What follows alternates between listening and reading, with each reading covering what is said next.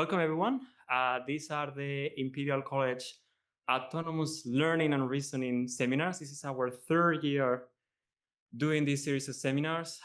Thank you very much for all the faces that I have seen from previous years. Welcome to all the new ones. Just a brief recap for those who are new to this. These are seminars we attempt to do in a monthly basis during the academic year. We invite the speakers originally about reinforcement learning, and this is still our main focus, and this is why we have Felix here today.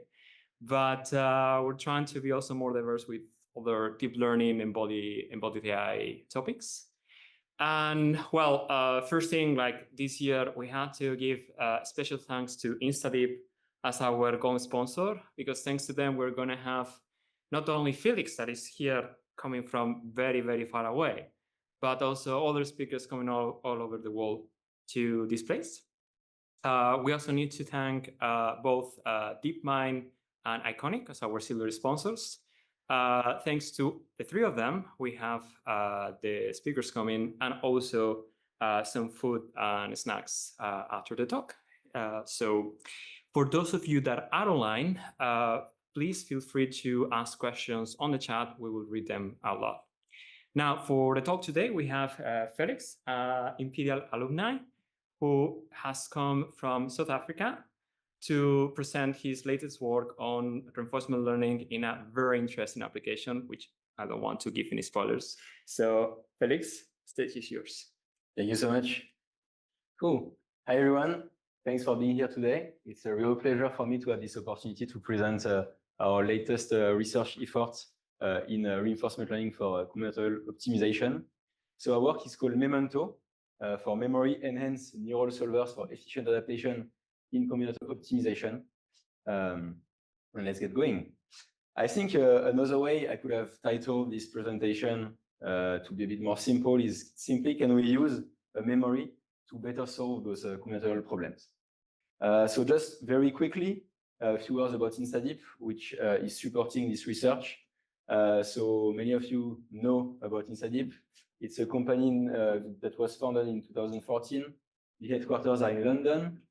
There are many offices around the world, in particular in Europe, in the United States, but also in Africa.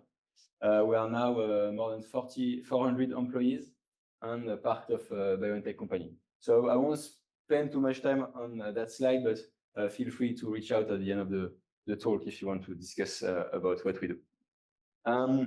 So here is the overview of today's presentation with three main topics, or at least outline sub-subjects. The first one would be simply introducing you to reinforcement learning for combinatorial optimization with an overview of the main challenges in this field. Then why is reinforcement learning the best learning paradigm for CO problems?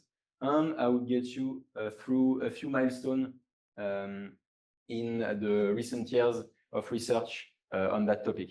Then I will introduce our latest method, MEMENTO, explain you how it kind of mitigates previous limitation in the field, how we have been able to improve the decisions of RL agents thanks to this memory, and we'll present you our results.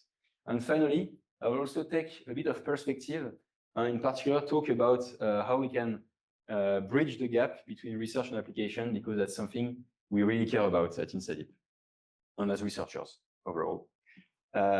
Cool. So first, introduction to RL for CO, so reinforcement learning for combinatorial optimization. So very simply, let's start with definitions. What is CO? It's about finding the optimal solution from a finite set of solutions. So if we take an example, a simple one, the traveling salesman problem, so that you can see on the bottom left of the screen. In that problem, you've got a set of cities that you want to visit once and only once, and you want, once you've been to all the cities, to come back to your initial point. So the finite set of solutions is basically all the tours you can do like that, that goes through all the cities, and the score you associate with each solution is the length of the tour you've taken. And the optimality is defined as minimizing the toll you've taken. So now there are many other problems like that, but the TSP is quite convenient to illustrate what a CO problem is. Then the challenge is that the set of solutions grows exponentially with the problem size. So although it sounds very simple to find the optimal path for like 5 cities, I can tell you that it becomes very hard as soon as you reach 50 cities. And when you're tackling like 1,000 cities, it's extremely hard. And in terms of applications, there are many of them, in particular in the industry, with printed circuit boards, with rail scheduling, bin packing, but also like electricity grid management and many others. All right, so let's talk about the challenges and maybe illustrate it with a simple question that I want to ask you today. Which of those two quantities is the largest? Is it the number of atoms in the optimal universe, or is it the number of options to travel through only 60 cities? I think you get it. There is indeed a trap. It's the same number. It sounds crazy, but it's the same. Now, 60 cities, it's now the kind of problem we don't even consider. In the literature, the smallest number of cities we consider is 100.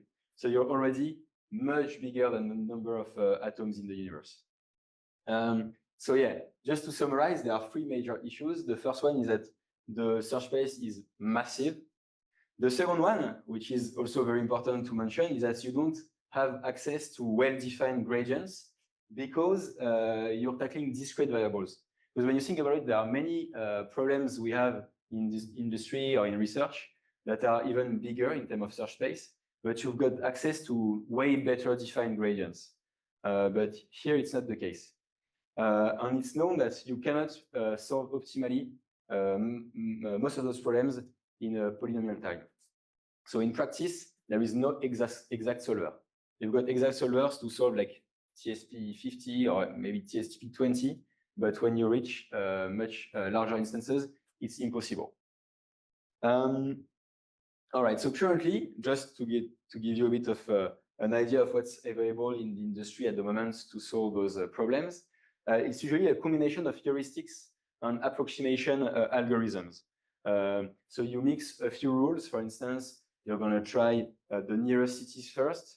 You're going to do local optimization. So once you only have like 20 cities left, you can now start using exact algorithms. And then you can also use tricks like solving some subtours and then having rules to merge the path you're creating. This can scale quite well to large instances, but it doesn't mean you get the optimal solution. You only get a good solution, an approximate of the optimal. And you have absolutely no proof, and it's even hard to have bounds to know how far from the optimal solution you are. A big issue with that is that it requires years and years of development by experts. So like PhD level people are spending years together to come up with those rules. And it's highly problem dependent. So your team of PhD level researchers has spent 10 years to build up relevant rules for this. Tomorrow you have a new problem. Potentially none of those rules is going to be applicable. So it would be insane, wouldn't it be, if we had like a learning paradigm where we can learn those rules in a way that doesn't require domain knowledge, nor require expert demonstration. And the good news is that I think one of our common points in that talk today is that we are all interested in reinforcement learning. And turns out it's a very good paradigm to learn those rules. So, okay, I go very quickly on this because I think everyone is quite aware of reinforcement learning. But yeah, it's a learning paradigm inspired by behavioral psychology, where we don't need any demonstration. So there is an agent that is exploring an environment, taking actions coming from its policy or strategy. You can frame it as you want. And as it explores and takes actions, it gets outcome, like some feedback from the environment that the agent is using to refine the policy little by little to increase the amount of rewards it gets from its environment. So the key components are the ones that define the Markov decision process, which is the environment where we interact with states, which is kind of the information you have to take your decision. the action, what you do in your environment to evolve, and the rewards, which are the feedback you get from your environment. So in the case of deep reinforcement learning for CEO, how do we define, so what do we want to do and how do we define our Markov decision process? So what we want to do is to encode the solving rules. So I told you the best industrial solvers, they have rules that they use to approximate solutions. We are going to do the same, but those rules, they are not going to be decided by experts. They are going to be outputted by a neural network, which we call the neural solver, and he's going to learn those rules by reinforcement. So we focus on construction methods where we build the solution one step at a time. And in that, consequently, the state we have is the representation of the problem. For instance, for the TSP, is typically going to be the coordinates of all the cities you have in the problem. And when you start visiting your cities, you will just find a way to just mask this. And it's also, so then the action is simply selecting the next node. So in the TSP, the next city to go to. And the reward is only given once at the end when you finished building your solution. And it is the tour length of the solution you've built. So as I said, the promises of RL in this case is that you don't need demonstration from an expert solver. You don't need domain knowledge. It's a problem agnostic way of learning. So the algorithm you build for the TSP, you're going to be able to use it for other problems and potentially all the problems if your algorithm is clear enough. Cool. There is one last thing I would like to mention before wrapping up this introduction, which is the exact objective we are looking at. Usually, when we talk about reinforcement learning, we focus about one-shot optimization. So you've got a training phase, got instances like problem distribution, you train your policy, and at the end, you're going to look at, during the inference phase, you're going to look at the performance of your solver on one shot. It's not always the case, but it's usually the case. So if you want to be thorough statistically, you get many different independent shots, and you look at your expectancy. Now, in our case, usually you've got a budget at inference. So you've trained your solver, and you just have a budget of several attempts that you can use however you want. But it means we are not just optimizing for the expectancy of the shots, but what we care about is really the maximum performance of our shots. And that's very important because the method we are going to present are mostly trying to make the most of this new setting. So let's take a very small step back and just recall the key messages so far. The first one is that solving a CEO problem is hard or even very hard. It seems that, and we are quite sure about it, reinforcement is the best learning paradigm to approach this problem in practice. Yeah, we just need to keep in mind that the methods we're looking at are allowed multiple shots to give the best solution when they are presented a precise instance. All right, now let's look at kind of the evolution of this field in the past years. So I've divided the milestone contribution in this field in 3 families.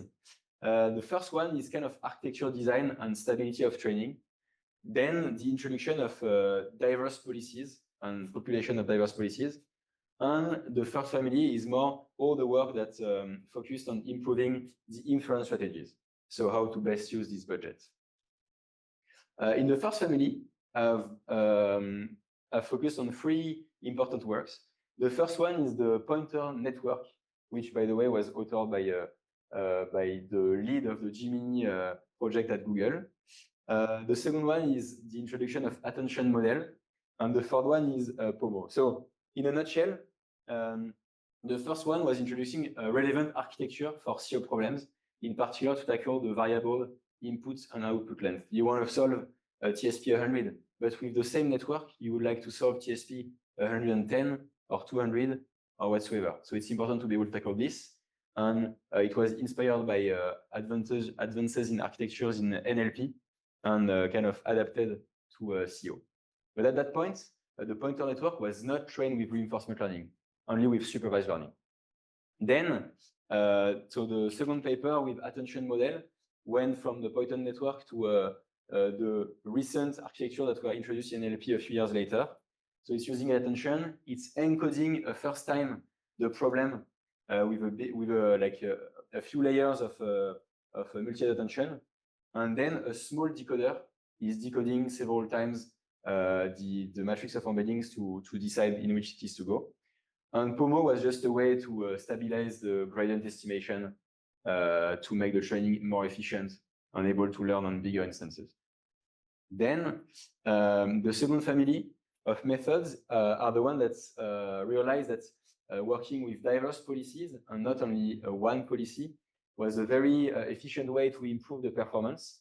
And in that family, there are two methods that we are very proud to have kind of developed at InstaDeep. The first one being POPI, that introduced the population of diverse solvers, and then Compass, which encoded that population in a continuous latent space that can hence be searched very efficiently to improve performance using the budget. Now in the improved inference strategies, there are those three important works, so two new works. The first one is the efficient active search. It's a way to do an efficient policy gradient fine-tuning of your method only on the instance you're looking at. It's a bit like overfitting your instance. SGDS is basically a beam search. So a good example of an efficient tree search to use your pass atoms, to have a better idea of where you should keep on searching. And Compass search, so just the fact that with Compass, you're not just evaluating your collection of diverse policies, but you can also search and put more emphasis on the areas, so on the policies that are the most relevant for your problem at hand. And yeah, I'll just put all the references here if anyone is interested. So I won't go in the detail of all those methods. We'll just focus, let's say, on the one that are at the frontier of what we are doing at the moment in order to kind of isolate the remaining drawbacks. So overall, currently, many methods still rely on stochastic sampling, where you just independently roll out your policy on your problem. And a few of them can adapt with regard to their past attempts, but they have limitation. So Compass has a collection of policies and can search through this collection to solve the new problem. It's very nice because it's computationally light, but it only uses the cost of the solution you've created to adapt. So no information on the transition level. And also the only adaptation you can do is bounded by the amount, the collection of policies you have. Once you found the best policies for your problem, there is nothing more you can do. And now EAS, it uses like an efficient backpropagation based on a policy gradient estimation. So it works as well, like quite well. But first, it optimizes for one-shot expectation. So it doesn't take into account in the objective of the policy gradient the fact that you're going to be given multiple shots. And it suffers from all the drawbacks from a policy gradient. For instance, it's computationally heavy. If you're looking at big models, it starts to be very hard to use it. It can be unstable if you're lacking data. Your gradient can be misestimated and you can just completely see your performance drop. The data efficiency is not always very high, and you have low exploration. So you can directly get gradients that are going to direct you to suboptimal parts of your search space. And once you're stuck in it, there is kind of nothing you can do to escape. All right, so in a way, we can say that all those methods, even the recent Compass and EAS, are in the same situation as Leonard Shelby in the movie Memento. They suffer from amnesia. They can't really make the most of what they've experienced in the past. And this is a problem. Now, here we come with our solution to this amnesia, introducing the memory-enhanced neural solvers for efficient adaptation in CO. And at that point, I would like to thank all the co-authors of this work, in particular, Refiguri Chabé, Noah, de Nicolas, Arnaud Pretorius, Tom Barrett, and Nathan Winstein. Okay, so what is our cure for this amnesia? It's a method that is going to dynamically update the neural solver's action distribution by leveraging a memory filled with online collected data coming from your past attempts. Then it's a method that meta-learned an update rule at training time. And this rule can hence be optimized not for the maximizing the expectancy of your shots, but for the maximum over several attempts. And finally, this method, MEMENTO, is providing a more data efficient and robust updates than the policy gradients that can work better when you got less data and that probably can scale to large instances and to large neural architectures. All right. Let's now present the method, how it works, by starting with the classic use case where you just roll out a policy independently with independent rollouts. So you're given a private instance on your base policy, which takes a state, outputs an action, and you call that policy several times to build your solution.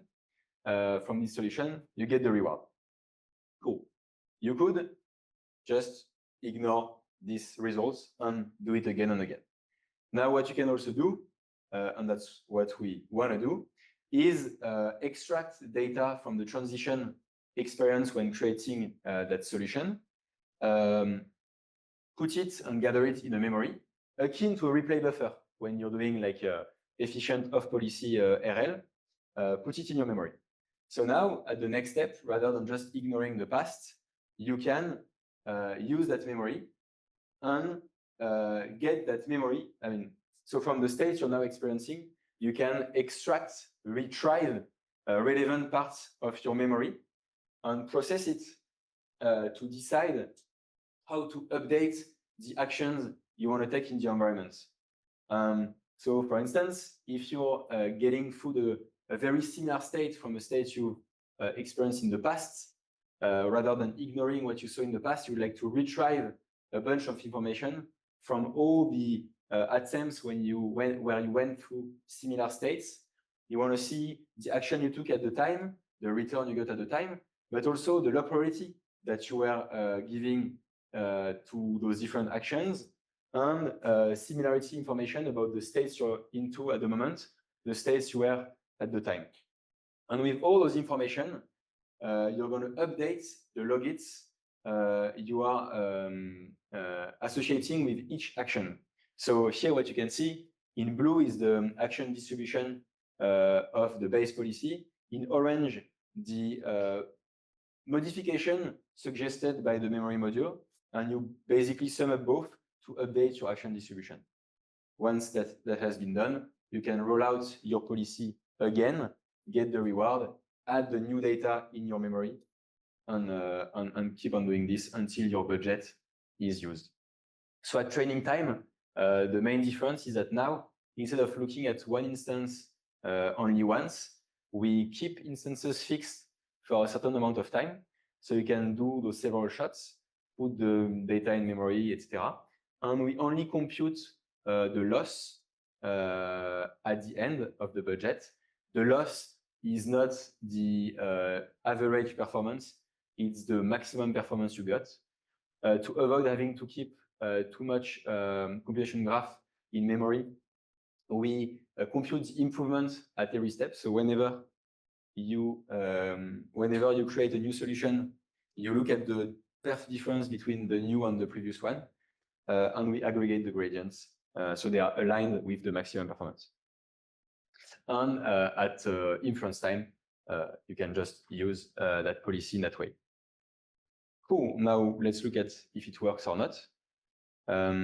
So to evaluate MEMENTO, we have been looking at two very popular combinatorial optimization tasks in the literature, namely TSP and CVRP. So TSP, traveling salesman problem, CVRP, capacitated vehicle routing problem.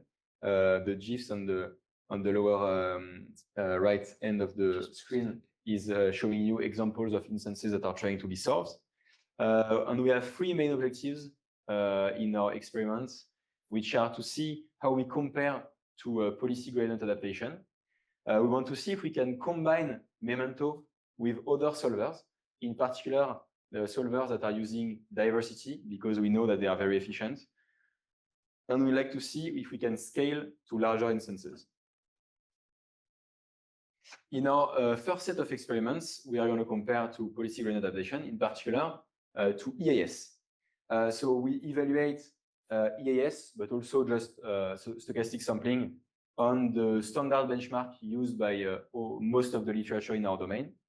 And we are looking at both in and out of distribution. So for your information, all the methods are trained on the TSP 100 or CDRP 100. And then we evaluate them on unseen data with instances of size 100, 125, 150, and 200.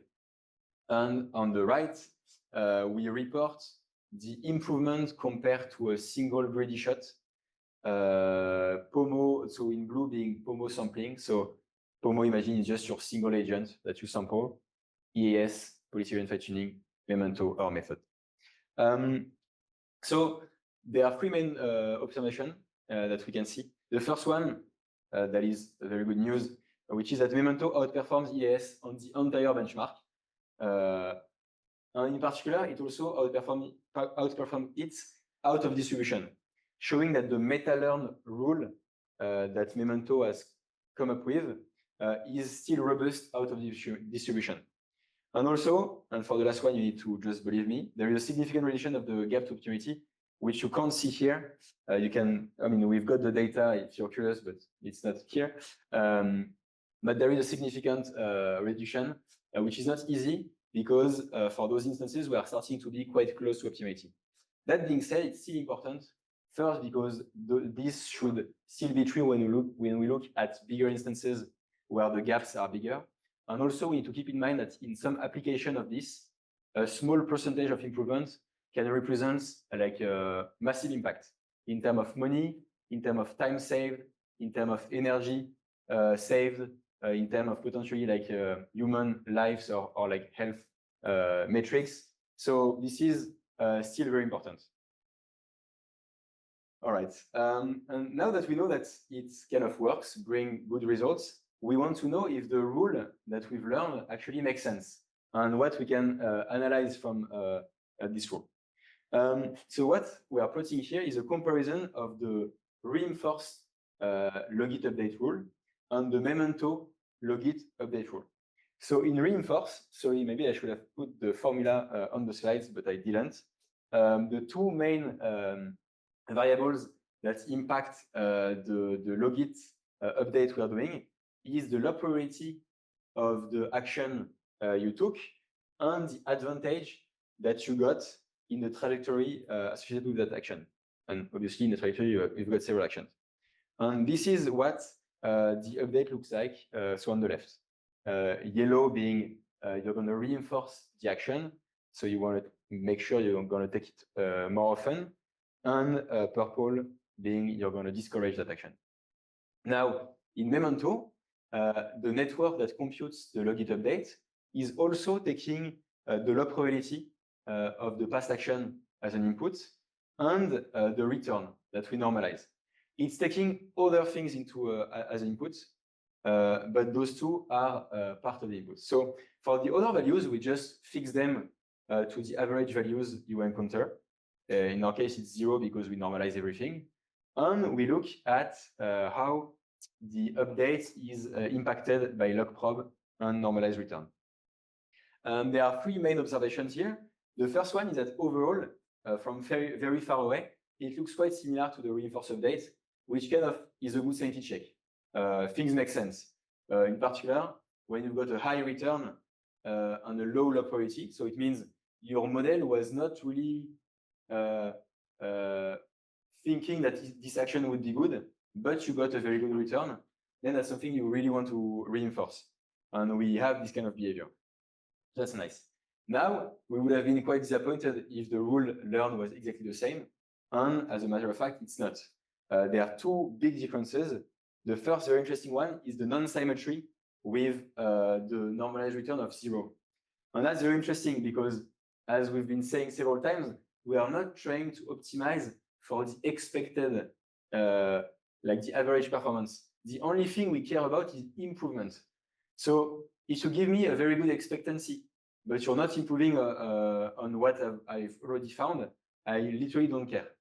And it's interesting to see that we do not encourage actions that are giving return that we already get in average. We are only pushing for low gates that are giving us better return than before. And it's also interesting to see that the region we are encouraging is smaller than the one we are discouraging, but with higher amplitudes. All right, so until now, we've checked the performance on the standard benchmark. We've also looked at the update rule to see if it was making sense. Now, a very important property that we would love our memory and our memory processing module to have is some kind of flexibility and an ability to be mixed with other solvers, not just the classic single agent solver. So what we've done, which could sound a bit crazy at first, is to zero-shot combine MEMENTO with another solver. I'm saying crazy because we are not retraining MEMENTO with the other solver at all. So we are literally taking MEMENTO that was trained on POMO, taking a compass, so the condition policy of compass. They were trained completely independently. We are removing, we're only keeping the MEMENTO's component, so the memory and the memory management and the memory processing module. And we are putting this directly on the condition policy of compass. No retraining is done. And the strategy we use is a combination of existing strategy. So in the case of compass, you know, we are like searching our latent space, so the conditioning space, we are searching it to find the most relevant policy to solve a prime at end. So we start by doing this, and then at some point, we just activate MEMENTO's mechanism, so the update rule of the action distribution. And it works. So on the right, we are plotting the average tour length produced by each batch of solutions proposed by the neural solvers. So in red, it's compass. In green, it's compass and MEMENTO combined. And you can see that, and this is plotted along the search budget. And you can see that at 50%, we are just activating MEMENTO. So the data was already being put in the memory, but we are just not considering the update suggestion from MEMENTO. And at 50%, we just switch MEMENTO on. And you can see a direct impact of the update. And it's cool to see that both can be combined because you don't even have to switch compass off. You can just keep it. Some of you might be curious. Yes, you can also activate it earlier, but in some cases, it can perturb the optimization process of compass. So I've seen both. I've seen cases where it was better to activate it later, and cases where you would still get better results if you activate it very early. But at least when you activate it at roughly 50%, it's always better. So it's a no-brainer. So it's interesting to see. It's cool to see that we can find better results. So here I'm plotting the average. We are also interested in the max solution found overall.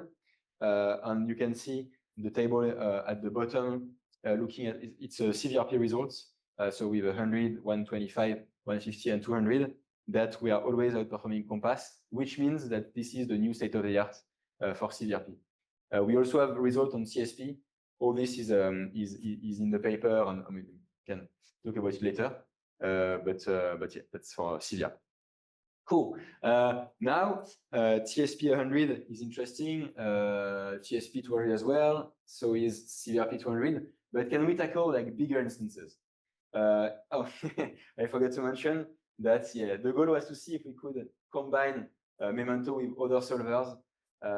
We can indeed combine it with compass, and this kind of show that it should, in principle, be combined with POPI as well and with many other solvers. So yeah, you can combine it, well, which is nice.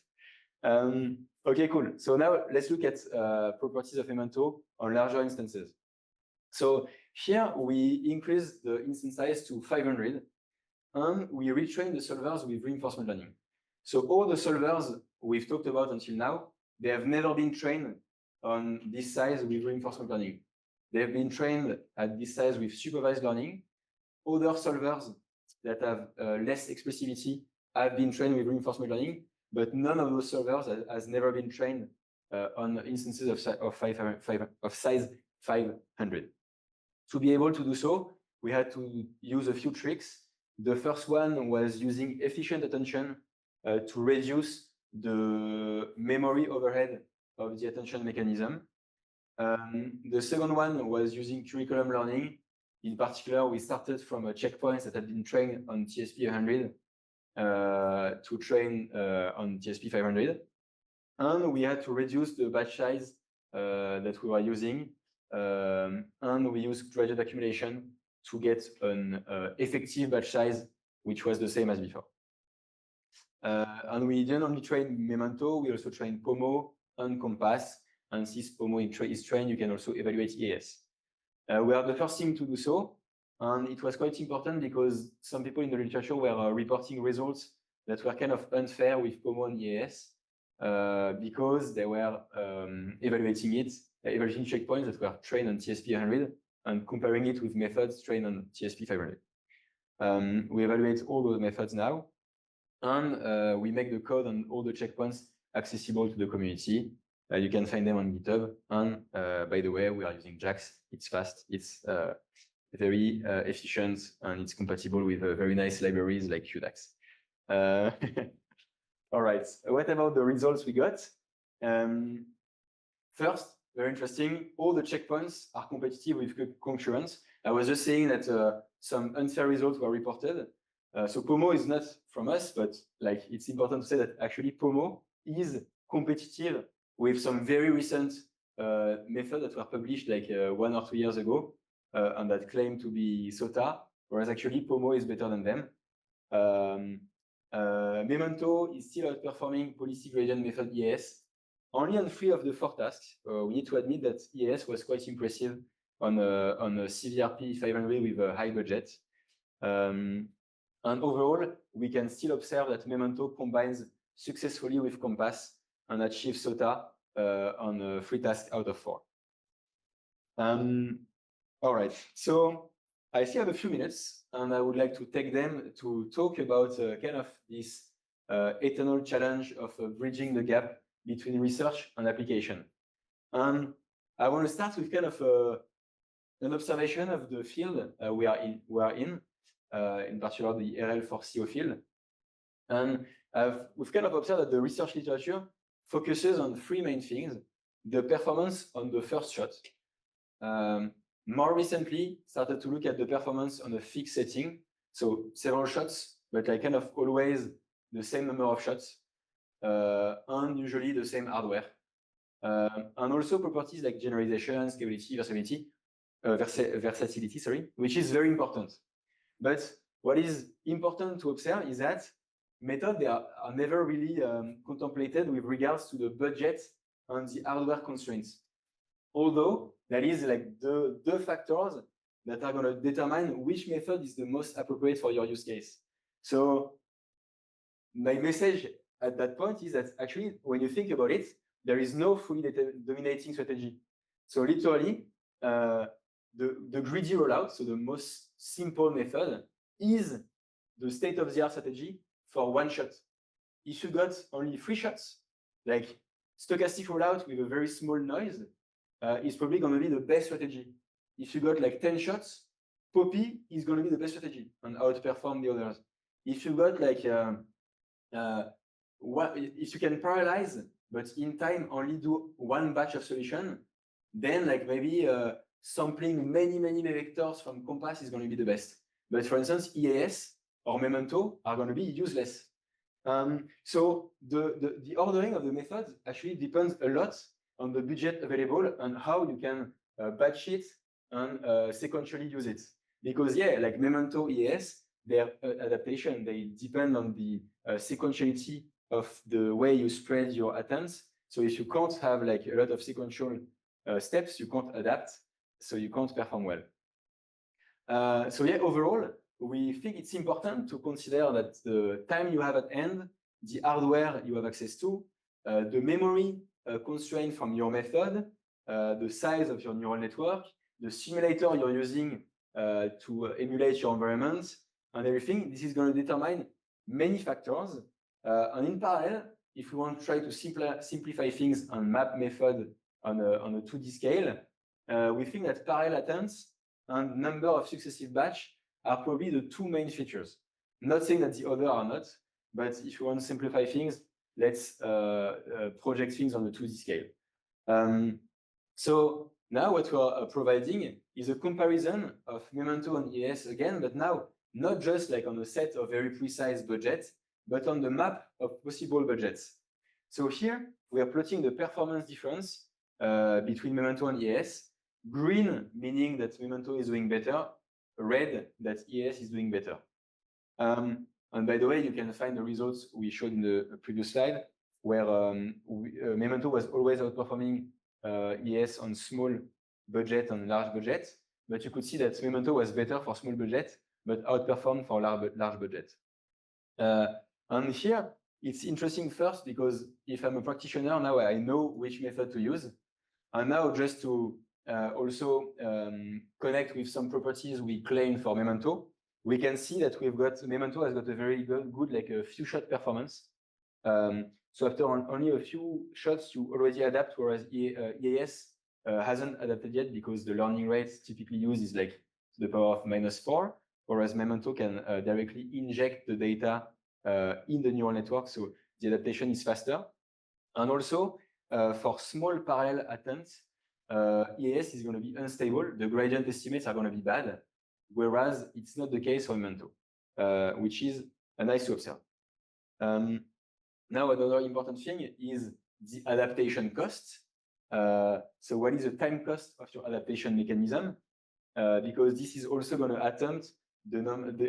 impact the number of attempts you can actually get within your time constraints. And as we know nowadays, models they grow exponentially in number of parameters. It is hence super important to have a method that can scale as well. And what we expect is what we observe, by the way. EAS is using backpropagation. So when the model grows, the backpropagation is extremely costly. Here we are reporting the time, but it's also important to keep in mind that the memory requirements is also massive. And if you're using Adam, for instance, it's not the number of parameters, but it's like 3 times the number of parameters. So it's massive. And whereas MEMENTO, the time is much less linked with the size of your neural network. And you can see that if you have like a light decoder, so in that case, when you've got one layer, it's typically 100,000 parameters. 10 layers, it's 1 million parameters, roughly. You can now see that MEMENTO is much faster. And typically, in some of our applications at InstaDeep, it's not 1 million, it's going to be easily 2 million or much, much more. So this is important to keep in mind. All right, let's move on to the take-home messages, which are going to be quite simple. I've got 2 messages to kind of wrap up that talk. The first one is that MEMENTO is a method that enhances existing neural solver with a memory. So it's not just like a new solver. It's really something you can put on existing solvers, as we proved it with Pomo and with Compass. And yeah, it uses like a meta-learn rule that can adapt actions based on your past attempts to solve an instance. In terms of results, we've shown and we've seen that MEMENTO outperforms policy gradients on 11 out of the 12 evaluated tasks we've looked at. And we've also seen that it can be successfully combined with Compass with no retraining needed to achieve a new overall SOTA of like 11 leading results out of 12. We've also seen that MEMENTO has interesting properties, being able to scale to large instances, being robust and data efficient in cases where you have so robust when you have less data and just data efficient overall, and that Memento can scale to much larger neural architectures. And finally, the last message is less linked to Memento, more linked to the overall community, I mean the RL4CO community, which is that there is probably a need now to reconsider a bit the way we evaluate methods if we want to ease the adoption of those methods in like real world applications. Cool. Thank you very much for your attention. And yeah, I mean, I think we've got 15 minutes for the questions.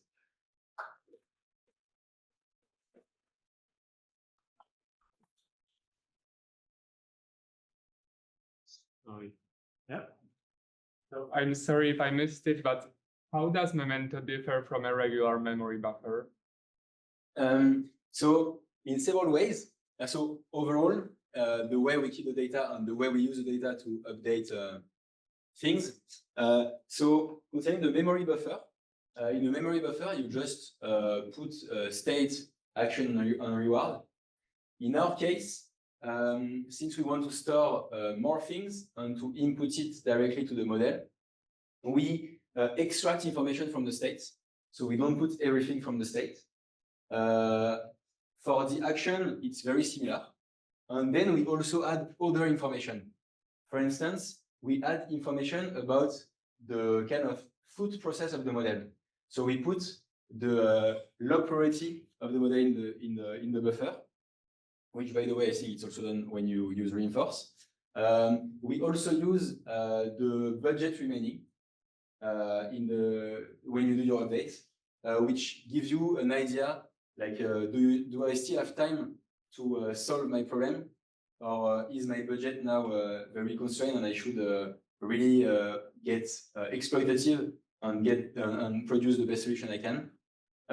So you have like a few other information that you don't usually have in a replay buffer.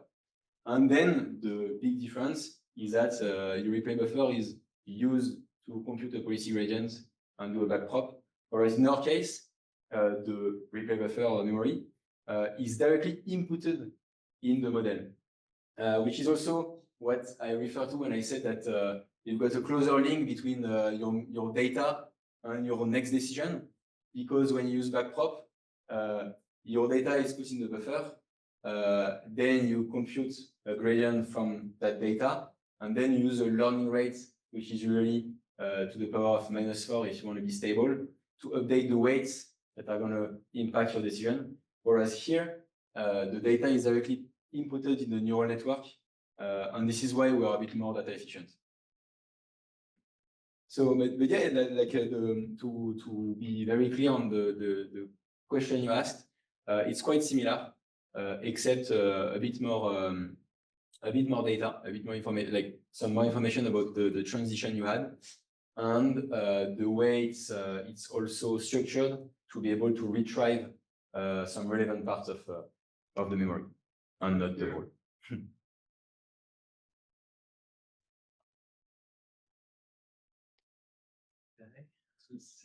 Yeah, thank you for the talk and nice color schemes as well.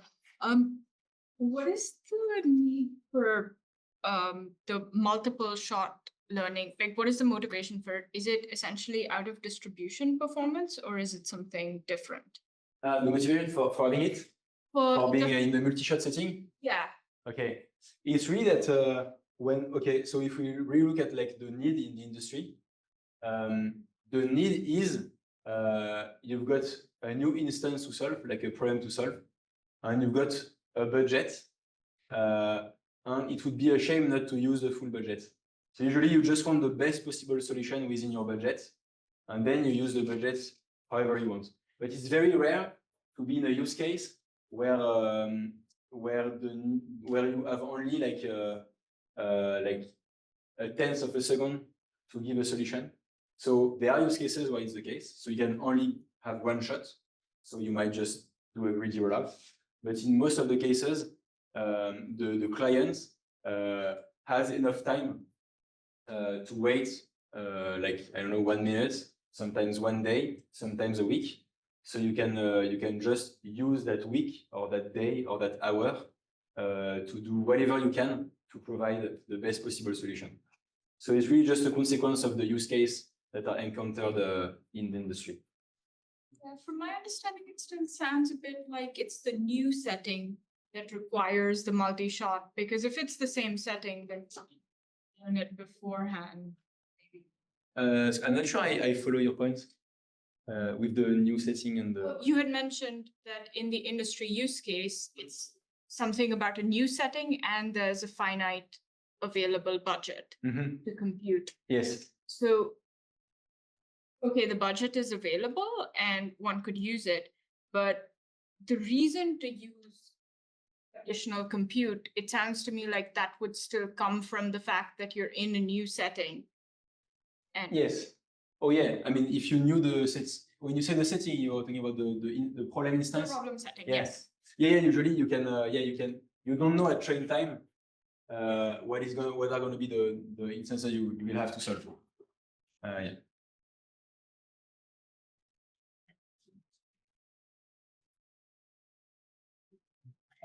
Thanks very much for the talk, by the way. I might have missed this, and it might be similar to the first question, but are you actually in your memory buffer? Is it like lots of trajectory? Like, is it the full tour of cities that you do? You've like stored one tour, another tour, and you're sort of searching across those and then selecting some. Yeah. Like combining them.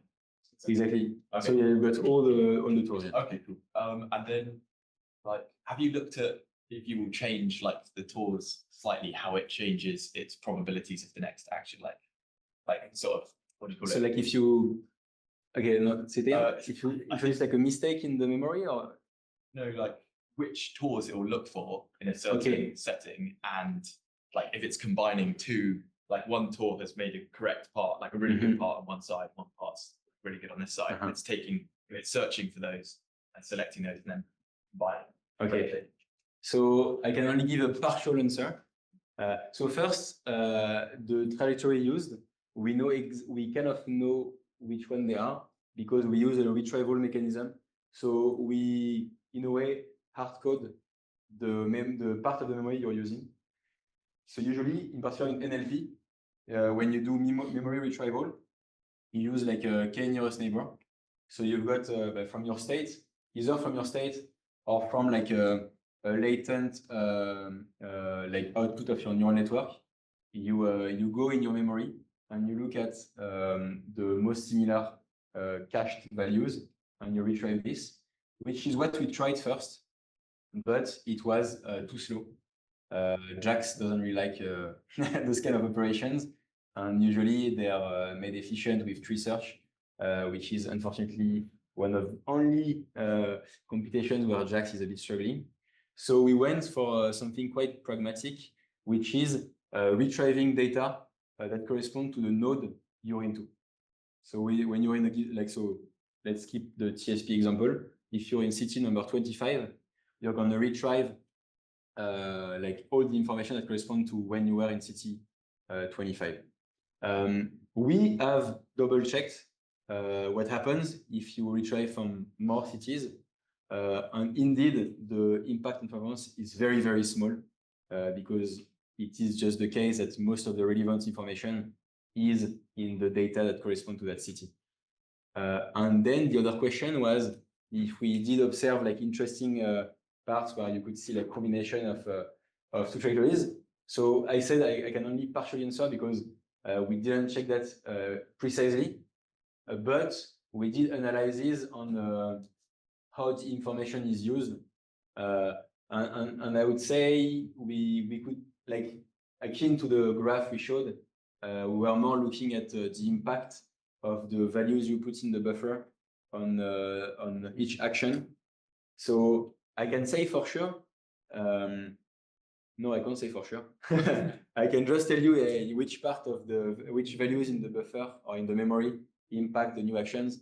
But we've got no empirical evidence of nice cases where. Yeah, but you set up a memory buffer manually, I guess, like where there's like two solutions, then you'd hope that like you could create some fake exactly, and that would work. And that I'm pretty sure it would work if you had like if you cut your memory in like 3 parts. 1/3 is like very, very bad data, like with bad solutions.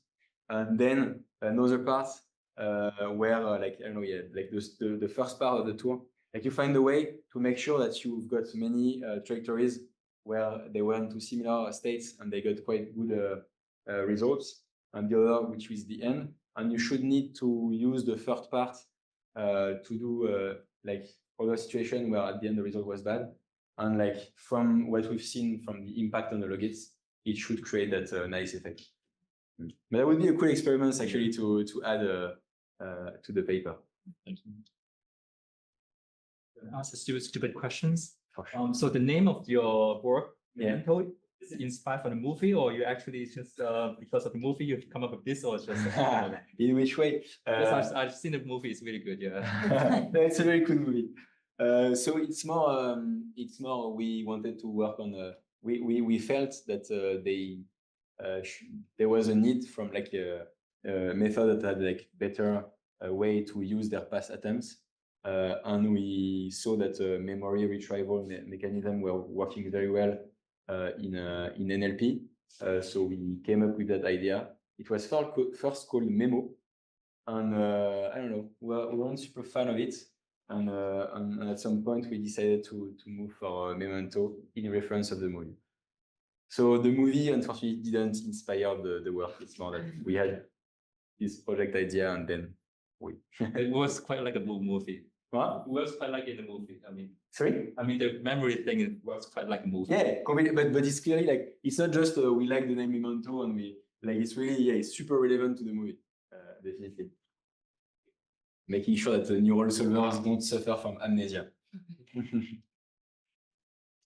Okay, so thank you again, Felix, for the amazing talk on all the answers. Before we wrap up, so just for you to say the dates, we have our next speaker on the 2nd of October will be Piotr Mirowski from Google DeepMind. That will be a bit of a different talk because we're going to have both a scientist and an actor who is going to be talking to us about how he's using robots in live theater performances. And then on the 30th of October, we have Richard Sutton, the famous Sutton and Bardo book. And he will be on that date. And beyond that, I also wanted to mention that if you guys like the kind of topics we're talking about here, we are resuming the reading group that is going to be running every other week on Wednesdays as well. So this is same as the seminars. This is open to anyone who is both at Imperial or outside. So please come to talk to us if you want to participate on any of these things. Looking forward to see you all again, and thank you for coming.